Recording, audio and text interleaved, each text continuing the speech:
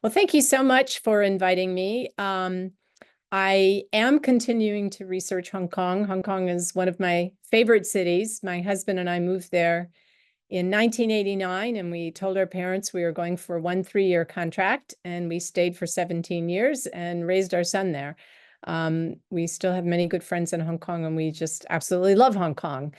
And it's, of course, been a difficult 5 years since 2019, but there are still many wonderful things about Hong Kong, and that's why we do continue to pay attention to it and to travel there regularly. So I just have 9 slides, and that was one of them. So I'm going to start by briefly saying a few words about why human rights treaties matter at all. And not everybody agrees that they do matter. If you do research on international human rights law, you can find lots of articles that claim that ratifying a human rights treaty has absolutely no impact on the domestic state of human rights in any given country. And there are some scholars who will even argue that they can have a negative impact because they might actually enhance the reputation of a dictatorship. I feel very differently. I have done a lot of comparative research on the impact of ratifying human rights treaties, and I do believe that in certain circumstances, they can have a very positive impact. Not necessarily for big, powerful countries. The United States, I would have to concede that whether or not we ratify the Convention on the Elimination of All Forms of Discrimination Against Women, known as CEDAW, I'd like us to ratify it, but it probably wouldn't have a huge impact on women's rights. And that's partly because in the United States, we tend to rely more on our Constitution and domestic legislation, but also because whenever the US Senate does give its consent to ratify a human rights treaty, they always put in a declaration saying it's non-self-executing, which means you can't enforce it directly in court anyway. And the United States, while it might participate in the international human rights treaty monitoring processes at the UN, because we're a large and powerful state, we don't worry so much about whether they give us a good report card. That's just the way it is. But I do believe that human rights treaties can make a difference for smaller territories, and particularly in places where the local judges are independent and have the power to enforce the treaties. So I'm going to give a quick summary of both the international enforcement process, which is a very soft enforcement process, but then also how treaties can be enforced domestically. So at the international level, every time a country ratifies, or in Hong Kong's case, Hong Kong is a territory, but it does have a certain separate international legal personality for the purposes of human rights treaties. Whenever a government is bound by a human rights treaty, the government is also obligated to produce a periodic report explaining what they are doing to implement the treaty. And then the treaty monitoring body will have a public hearing, will also receive comments from non-governmental organizations, and will eventually issue what we call concluding observations, which are recommendations really drafted in very diplomatic terms, but identifying problems and recommending ways the government could do a better job of complying with its obligations. And when the Hong Kong SAR government was first created in July of 1997, I would say the government then was making a really sincere effort to participate in this process. The Hong Kong government had a very strong incentive to be seen as implementing its obligations under human rights treaties, and it produces its own reports separate from that of mainland China. And also non-governmental organizations at that time, beginning in 1997, fully enjoyed freedom of expression, freedom of association, and they would regularly go to the review meetings in Geneva and offer their own comments. And at that time, the relationship between the government delegation and the NGO delegation was generally pretty friendly. And so I'm not saying that the Hong Kong government always agreed with the concluding observations, but I will say that I saw many examples where the Hong Kong government did make a change to its laws or policies to comply with the concluding observations of one of these treaty monitoring bodies. And the government was always very polite with the treaty monitoring bodies. Even if they disagreed, they would show a lot of respect for the concluding observations. Post-2020, that process is quite a bit different. And I won't spend too much time on that today because I'm mainly going to talk about judicial enforcement. But suffice it to say that the Hong Kong government is no longer as polite with these treaty monitoring bodies. They will engage in the discussion and they don't get into arguments at the public hearing.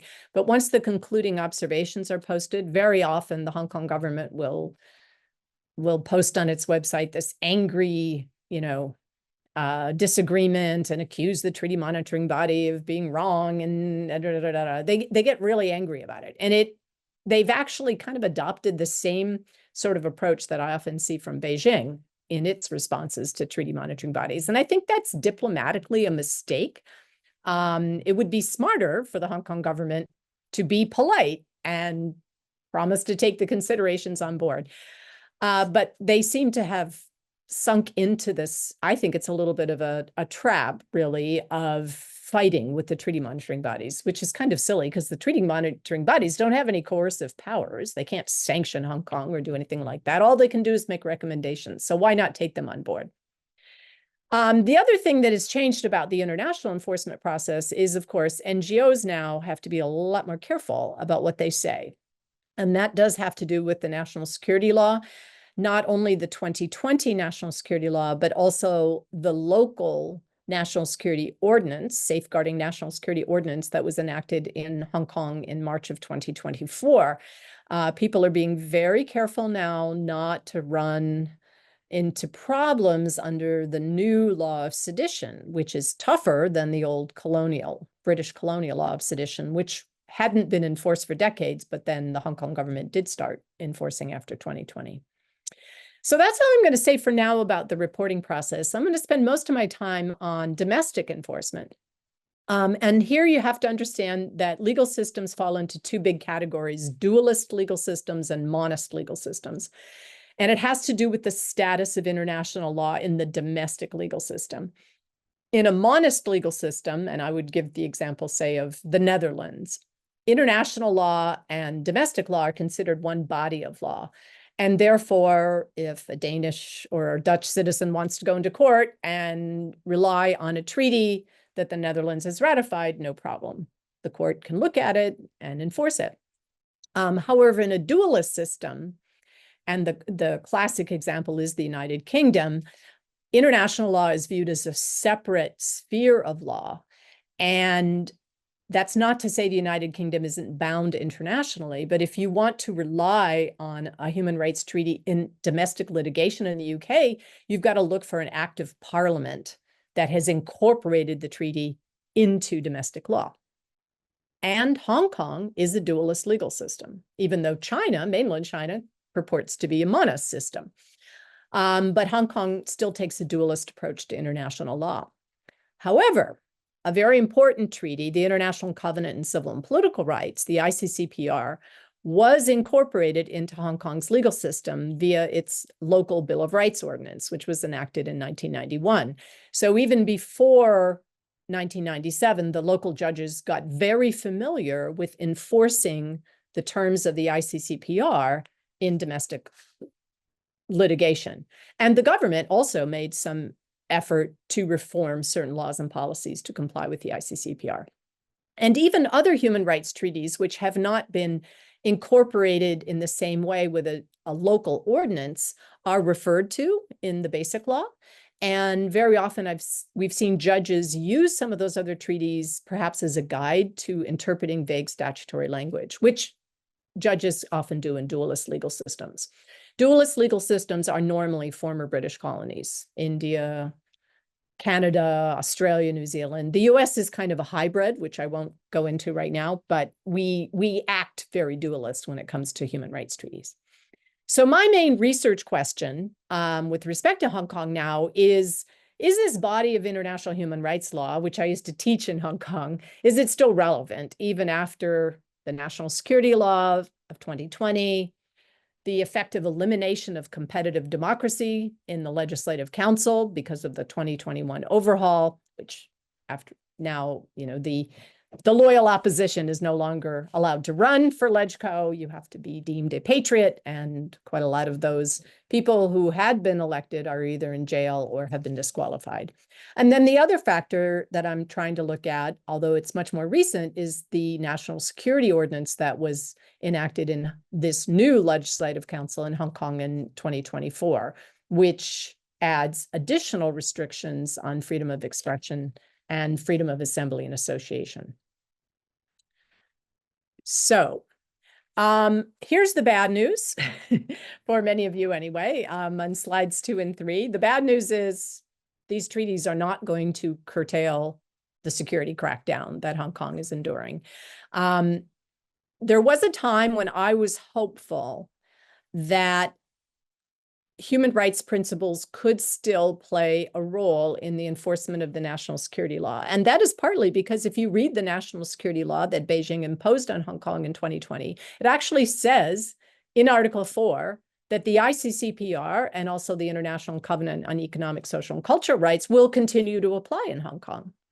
And when you combine that with all the promises that were made in the Sino-British Joint Declaration, which are very detailed on both civil liberties and the totally separate legal system, you combine that with the basic law, you would think, the judges should be able, perhaps, to use the ICCPR, which actually has constitutional status in Hong Kong because it's referred to in Article 39 of the Basic Law. You might think, well, that will be able to protect Hong Kong from serious violations of the ICCPR.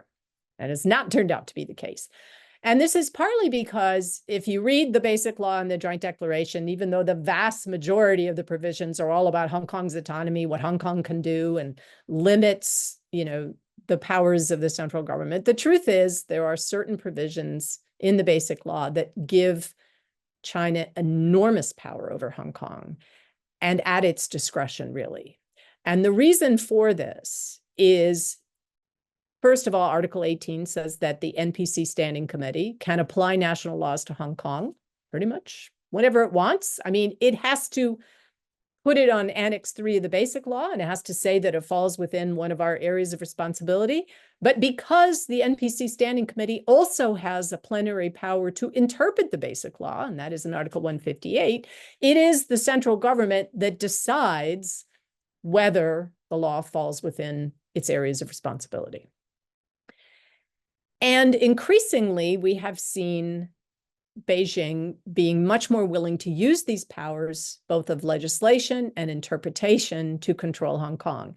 In the early years after the handover, there were very few national laws applied to Hong Kong, and there were things like the national flag law, right? They were the national holidays, right? I mean, they were nothing of great consequence. But of course, now we have the national security law, which is huge, which has created all these new criminal offenses and also completely changed criminal procedure and the right to fair trial for political offenses. The national security law has also created all sorts of new security institutions, which I've written about in previous articles that I can provide for you if you're interested. So you now have secret police actually operating lawfully in Hong Kong from the mainland. They're empowered to act in Hong Kong. And meanwhile, what we've also seen as China has increased its intervention is we've actually seen a decrease in the ability and willingness of the Hong Kong courts, and particularly the Court of Final Appeal, to exercise any kind of scrutiny over what mainland China does.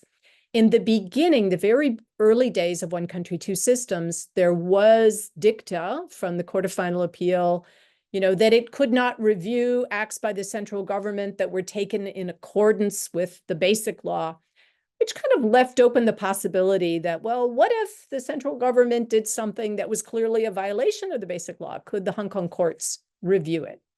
And that is definitely not the case. I think over time, the Court of Final Appeal has seen that the central government will not hesitate to exercise its powers in a pretty firm way.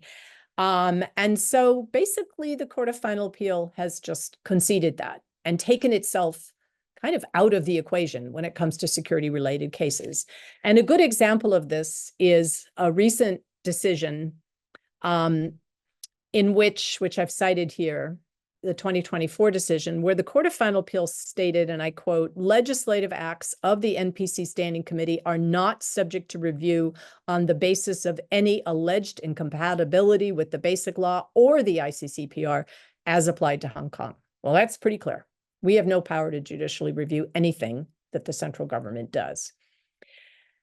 And it's striking that this comment was made in this case, because this case, which was an appeal by Margaret Ng and other defendants, had nothing to do with the national security law or any national acts. It was a group of appeals under Hong Kong's local public order ordinance. So it's almost like the Court of Final Appeal decided to throw it in there just to remind everybody, don't even bother to challenge, because we are not going to intervene and we are not going to pass judgment on what the central government does. And perhaps that was a wise decision. I don't know. I mean, some people have argued that if the courts of Hong Kong, in particular the Court of Final Appeal, were to challenge the Central Powers Authority, well, that would be the end of the Court of Final Appeal. So it may be just a pragmatic decision on the part of these judges that we are going to do perhaps what we can do within the realms of our powers, but not try to interfere at all or curtail what is being done under this national security law. Now, that doesn't mean that the courts cannot use the ICCPR as a guide to interpreting the vague language in the national security law, and there is a fair amount of vague language. And the reason they should be able to do so is not only is the ICCPR part of Hong Kong law, but it's, as I mentioned before, it's actually referred to in Article 4 of the National Security Law. It says Hong Kong residents will continue to enjoy these rights. And so I have argued in a number of publications that the court should be doing this when they're considering the elements of the offenses, because some of the language is rather vague. But so far, we have not seen it. I see some occasional references to the ICCPR, but usually what the judges just say is, of course, you can restrict rights in the name of national security, which the ICCPR does say that. But there's no analysis, no meaningful analysis of proportionality. Is this a proportionate restriction on the freedoms that are protected in the ICCPR? So we will see. I think the main appeal where we might see some more meaningful analysis is the appeal of the former legislators' convictions for subversion. Remember the 47 Democrats who were arrested and tried. Many of them pleaded guilty in the end, I assume because they figured they didn't have a chance, but some went to trial and all but 2 were convicted. And if they appeal, then perhaps we'll see some more meaningful analysis, particularly because the definition of subversion is supposed to require unlawful means. And I personally think that the trial court's analysis of what was the unlawful means of organizing a political primary was pretty thin, but I'll save that analysis for another day. So the rest of my presentation is a little more optimistic in that I look at areas that are outside political offenses, outside the security area. And here I am arguing in my draft paper that, in fact, international human rights law can still make a difference, and that we should do everything we can to support it in Hong Kong because it can make a difference for vulnerable populations.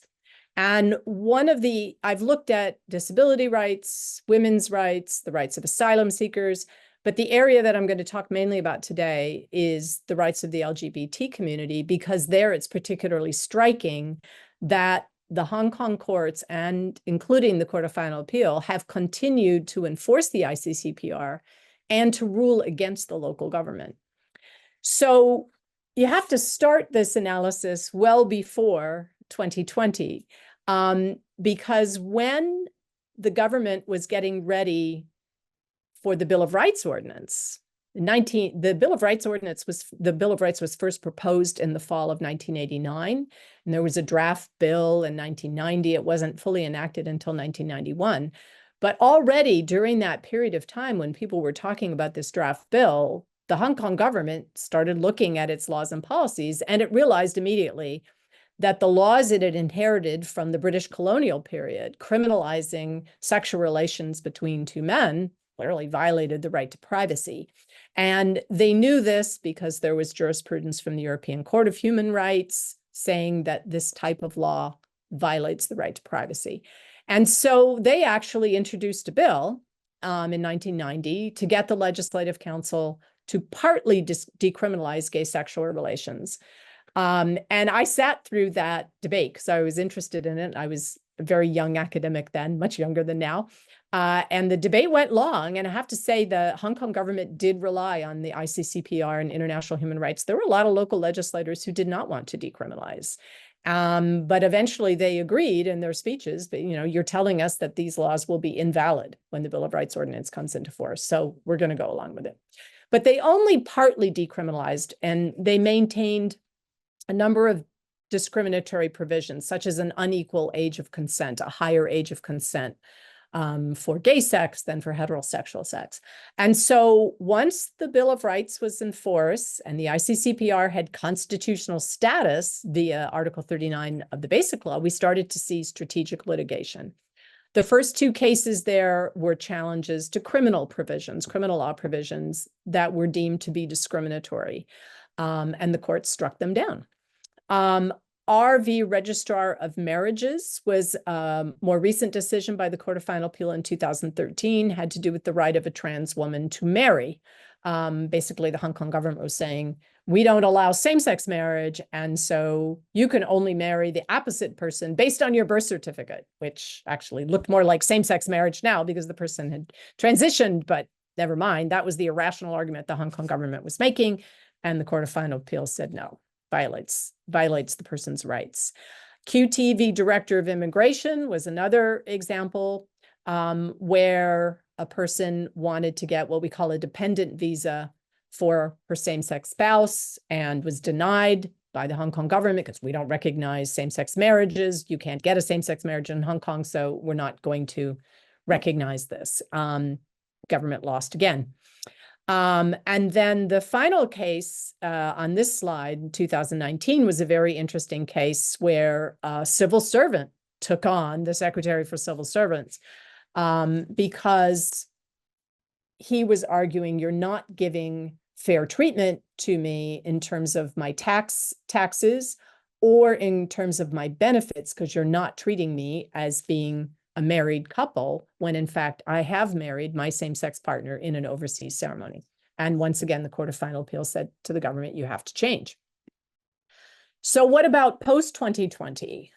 You can see, for a lot of reasons, if you've been following politics in Hong Kong, that LGBT groups have to be a little bit more careful now. There are not as many gay pride marches, that's for sure, because it's harder to get any sort of permission to have any kind of march or public meeting.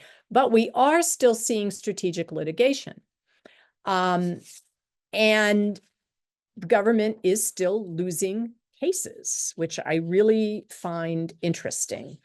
We're not seeing any, in my opinion, any decrease in terms of the robust enforcement of the ICCPR by the Court of Final Appeal, and also the lower courts, the Court of First Instance and the Court of Appeal.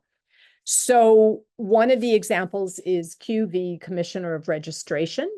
And that was a really interesting case because the person was very brave, and you'll notice it's Q. They've quashed the name for a good reason, to prevent discrimination against the person. But the Court of Final Appeal used the right of privacy, Article 14 of the Bill of Rights, which is equivalent to Article 17 of the ICCPR, to hold that the local government could not refuse to change the gender marker on the identity cards of two transgender men, simply because they had declined as yet to undergo the surgery. In other words, what some people would consider full surgical transition. And the Court of Final Appeal not only quashed the decision of the Hong Kong government, the decisions of the Hong Kong government not to change the identity cards, but they also issued a declaration that the policy violated the right to privacy, and gave the government some time, a little bit of deference to the government, to take time and, get your ducks in line and change the policy. Well, the government failed to revise the policy guidelines, and so it was dragging on. And so another piece of litigation, another legal challenge, was filed in March. And 2 weeks later, the government gave in and announced that it would change its policies and fully comply with the Court of Final Appeals judgment. So that's one case, 2023, very recent.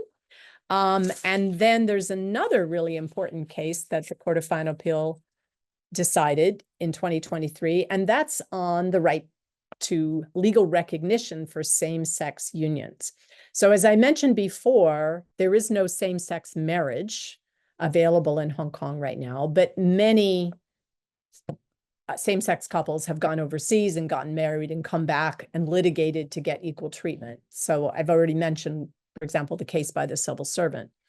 But this challenge basically was arguing for some form of legal recognition here in Hong Kong.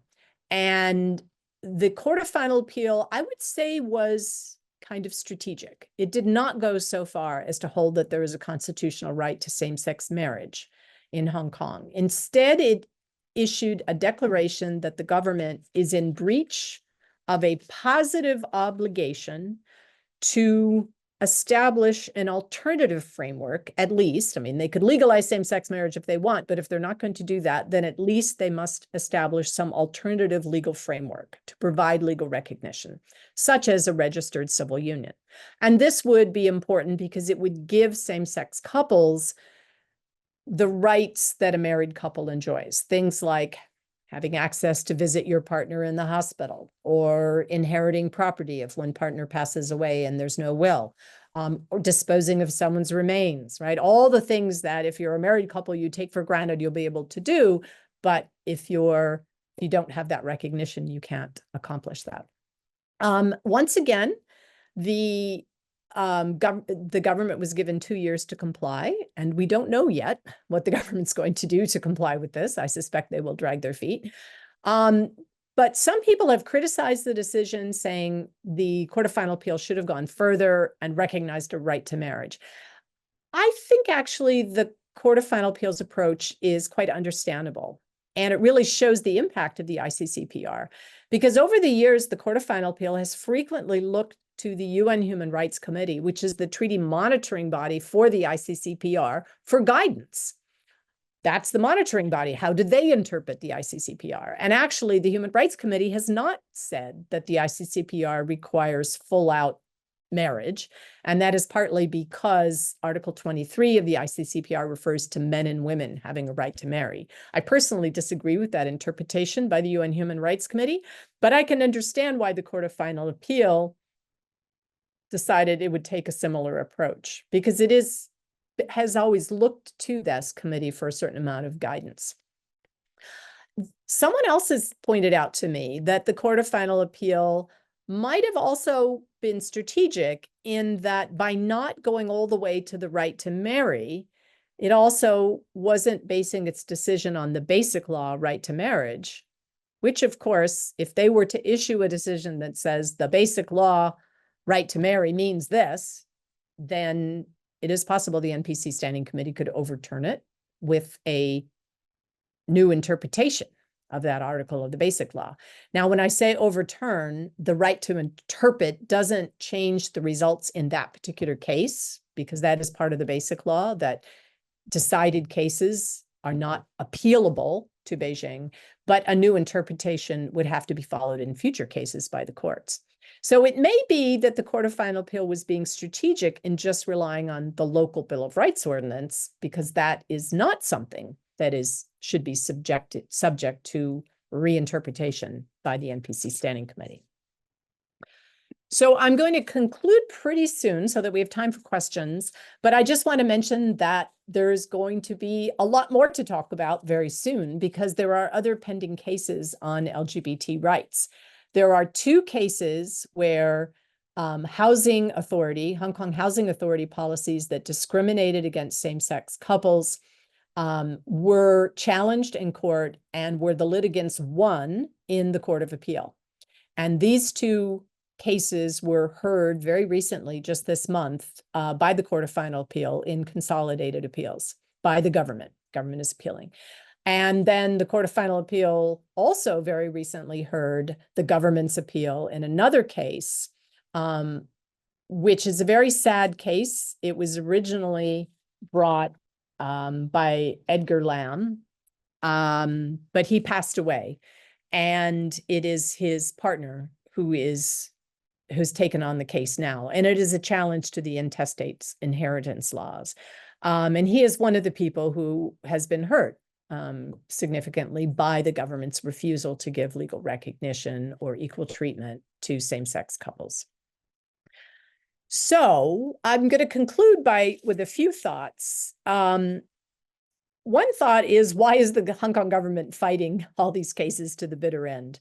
I don't think these cases affect any core interests of Beijing, as far as I know, although obviously there are, the LGBT community has fewer rights in China, mainland China, than it does in Hong Kong. But that's not really a threat to Hong Kong's stability in any respect. And in fact, I think it would be good for Hong Kong's international reputation if the Hong Kong government took a more progressive view toward LGBT rights, because, Hong Kong's been losing a lot of business and a lot of people recently.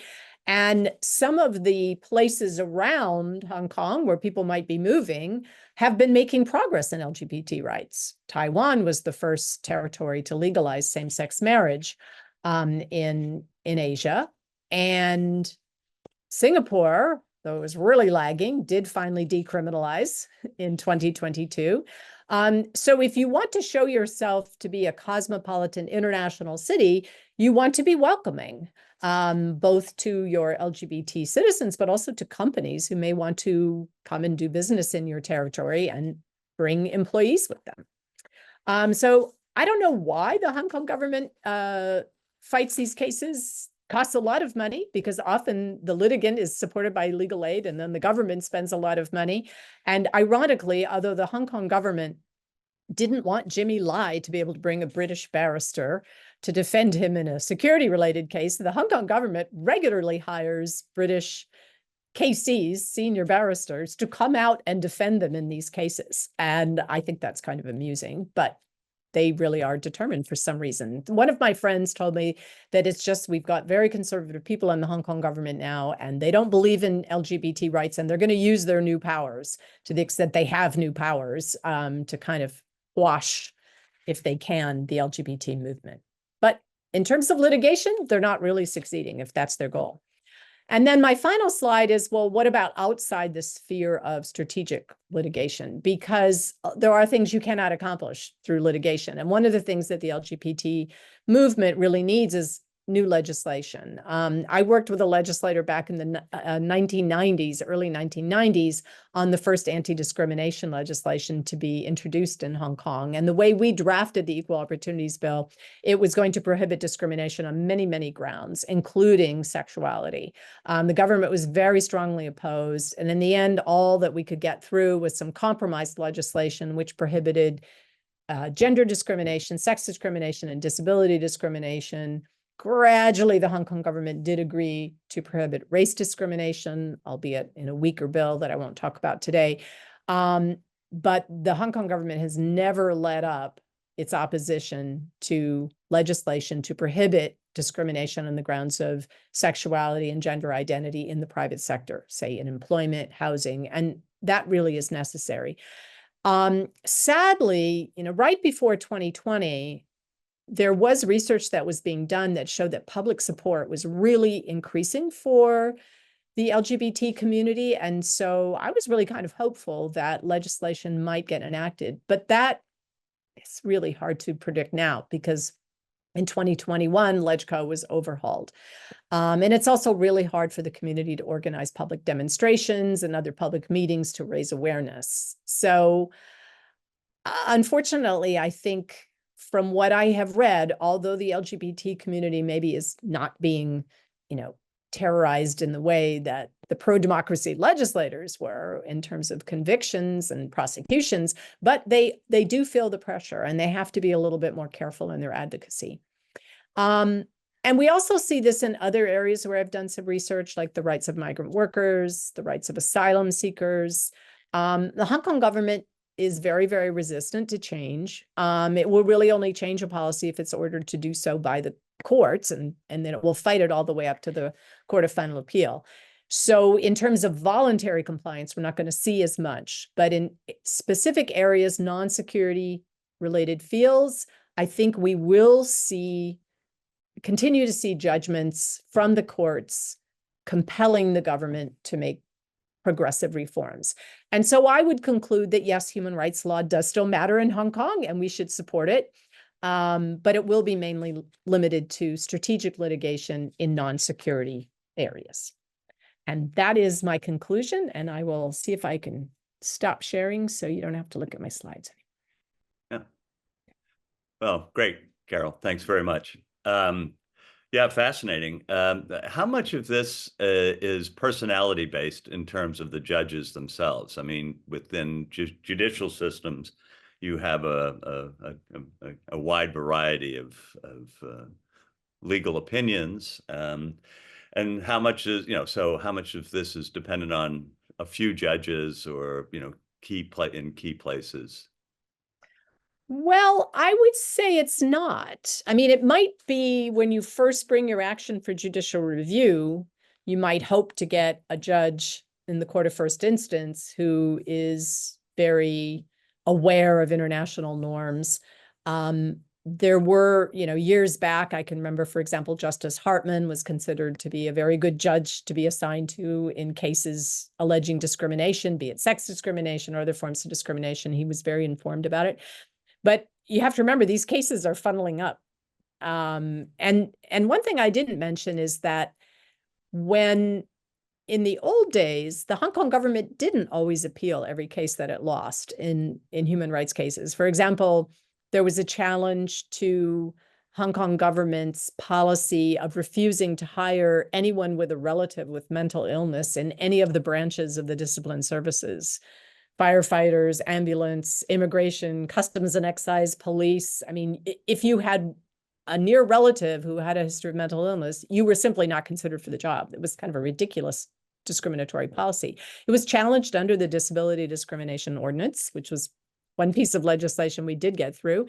And the Hong Kong government spent a lot of money trying to defend itself, but it lost in the district court, which is even one level below the court of first instance, and they didn't appeal. They implemented it.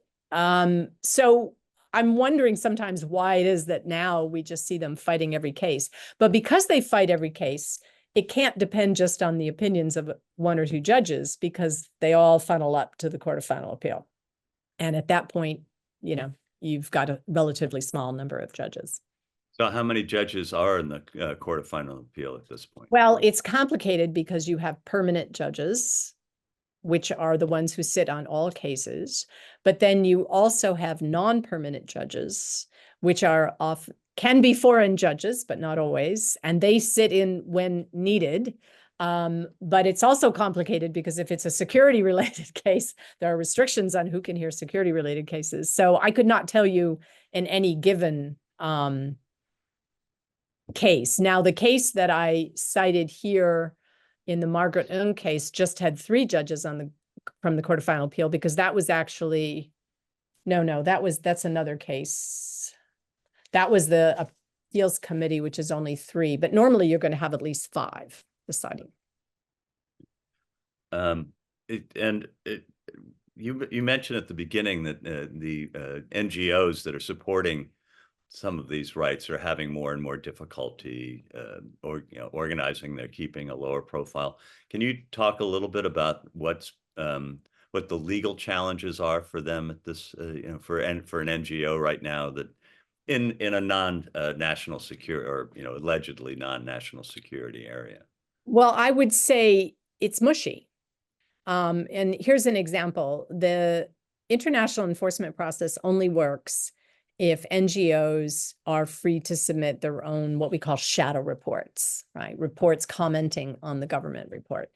And I remember the first time the UN Human Rights Committee reviewed Hong Kong after the national security law went into force, there were a number of NGOs who felt threatened and who felt that they might be subjected to prosecution if they publicly took issue with statements that the government was making.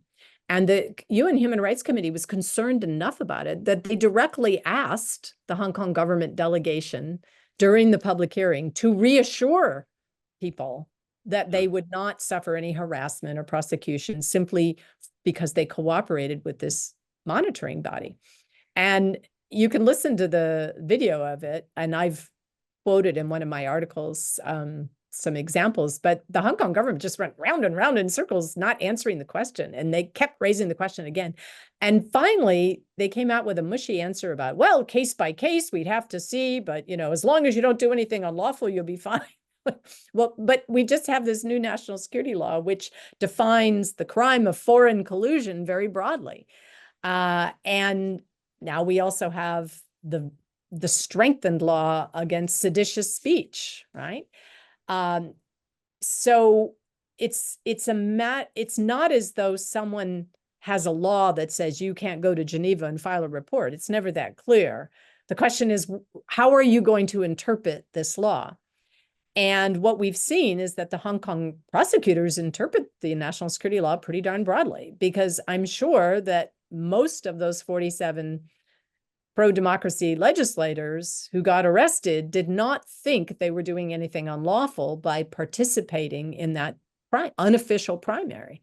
But because Benny Tai had declared this policy of, we're going to try to get a majority, and we're going to use our majority power in LegCo to compel the government to support democracy and do various things, and we might veto budgets, and we might do this. The government said this is subversion. And, you know, the irony is the primary was planned before the national security law went into force, and then it was held, you know, just a week or so after. So it was very early days, and you can see why a lot of people wouldn't realize that what they were doing was considered unlawful. And, you know, some of them could pay a very dear price for it. They could be in jail for a very long time. You know, we're still waiting for the sentencing.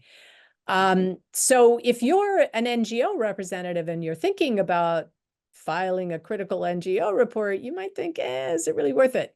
Am I going to take that chance? And all you have to do is look at the number of reports that have been filed, and there's been a big decrease. For example, the Committee on the Rights of Persons with Disabilities used to get tons of reports from disability rights groups in Hong Kong. And the last time they were reviewed, I looked, there were very few. And one person who filed a report said she had moved to the United Kingdom, and she was filing a report on behalf of an organization that was shutting down. And that's just really sad that a disability rights group would feel they can't advocate fully for their rights. So I'm hoping that that will change at some point, that maybe at some point the Hong Kong government will say, okay, we've made our point. And now, you know, we're going to relax a little bit and reassure people that, yes, we do accept critical commentary. We're not just trying to shut down people who want to critique our policies. But I haven't seen that kind of reassurance yet. No, on the contrary, it seems that it's sort of going the other direction. I mean, what you have is a chilling effect. And so, yes, the Hong Kong courts are upholding human rights in certain fields, but these are only being done on a case-by-case basis, I think. I mean, are these actually setting any sort of precedent that the lower courts have been shown to follow subsequently? Oh, yes, there. I mean, I would disagree there.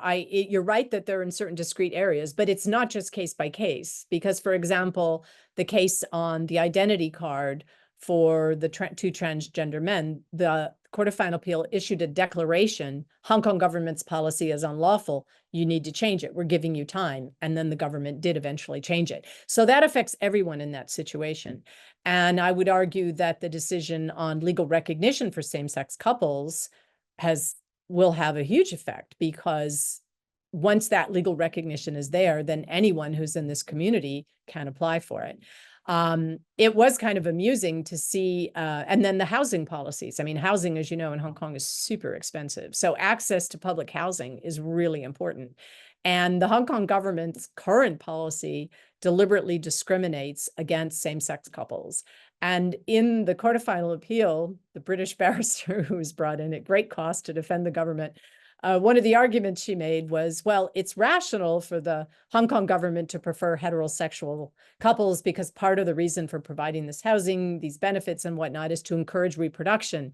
And you know, same-sex couples, much harder for them to reproduce, very expensive. They're probably not going to do that. And then one of the judges on the Court of Final Appeal said, well, in the questioning, you know, if we take that to its logical extreme, actually, wouldn't two women have more chances of reproducing than a male and female couple?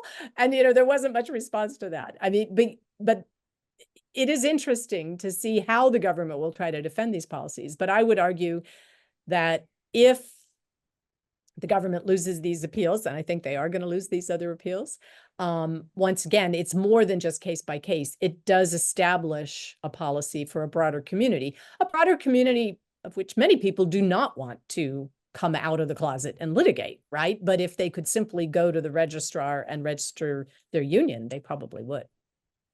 And what about the bar, the lawyers, the barristers who are bringing these? Are they being, I'm sure some of them have argued more controversial cases in the past, but is it easy to find someone to represent you in these sorts of situations?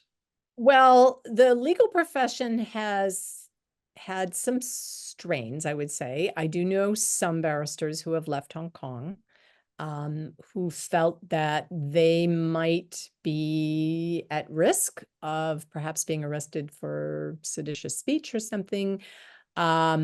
Not necessarily just because of people they represented, but because of things that were, said. For example, if you were in the Bar Association and you published a critique of the national security law, not a strong critique, but that's the kind of thing the Bar Association does. They propose reforms, amendments to things that might be looked at in a negative light. So I'm not saying that all lawyers have stayed there. Some lawyers have left, but there are still some very good lawyers in Hong Kong who are taking human rights cases, both to help litigants in cases like this, judicial reviews, but also to defend people. I mean, if you read the cases of the prosecutions under the national security law, there are some excellent, very dedicated lawyers, both solicitors and barristers, who are working very hard. And they know they're under certain constraints. They cannot change what the national security law says. They know now from the Court of Final Appeal, they cannot challenge any provision of the national security law as being unconstitutional. They won't review it, but they can argue as best they can to, manage to get the court to look seriously at the evidence and to give people the benefit of the reasonable doubt, right? If there is a reasonable doubt in Hong Kong, you do still have a right to be acquitted, right? The government has the burden of proving your guilt beyond a reasonable doubt. And I do think that there is a lot of evidence to show that these common law principles, which are still enforced in Hong Kong, mean that you have a better chance of getting a fair trial than across the border. I'm not saying that it's a great situation, and some of the procedural rules have definitely changed, such as the presumption in favor of bail under the normal legal system has been completely flipped if you are charged with a so-called security-related offense. And some people might say, well, that's justified because you're endangering national security, but you have to remember that this applies even to people who are charged with seditious speech. So it was applied to the people who published the kids' books on the sheep and the wolves. They were denied bail, right? So it's not like they were a big threat to national security, in my opinion. So the government is taking a very broad interpretation. Pardon? Neither was Margaret Ong. No. Well, Margaret Ong was not prosecuted under the national security law. She was prosecuted under the public order ordinance. And we do have to thank, to some extent, the British government for that, because that was inherited. The fact is, it's very hard now to get authorization to hold a march. In the old days, yes, you had to get, the notice of no objection from the police, but it was possible to get it. And there were lots of big, massive marches in Hong Kong, both in favor of democracy or against certain proposals.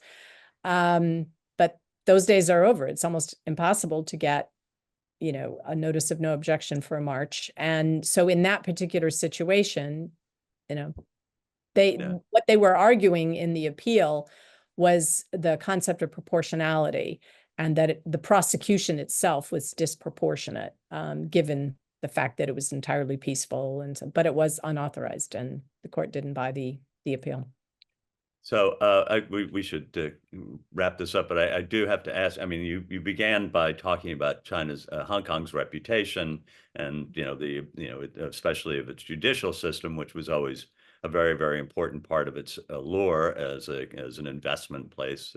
We haven't talked about commercial decisions. Have you seen any indications of a degradation in the enforcement of, or the even-handed enforcement of commercial law, vis-a-vis mainland companies, or in any sort of disputes? I have not, but that's not my area of research, I have to say. You have to get my husband to come in and do that talk, because he's much more aware of the commercial field and that area. I will say that I have heard anecdotally from people who practice arbitration that there are far fewer contracts being negotiated with arbitration clauses calling for arbitration in Hong Kong, because of the concern that you may not get the fair arbitration that you did before. I don't know whether that concern is fair or not, but I mean, that's my, I mean, I know that's almost like a knee-jerk sort of thing. Oh, this is going to be a problem, but we'll get Charlie on to talk about that shortly. Thank you very much, Carole. We really, really appreciate it. This was fascinating.